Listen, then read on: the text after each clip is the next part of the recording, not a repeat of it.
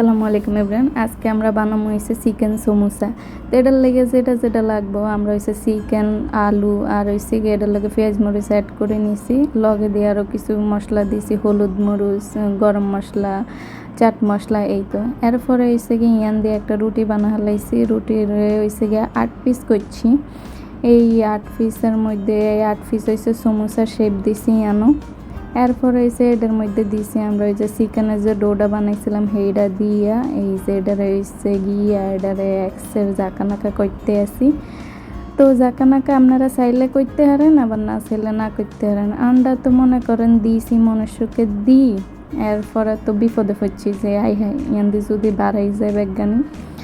পরে তো চিন্তা করতে করতে মনে করেন আমরা এটারে বাজি হেলাইতাম আইছি। ওমা বাজি হেলাইতাম আই দেখি না এক্সের পারফেক্ট।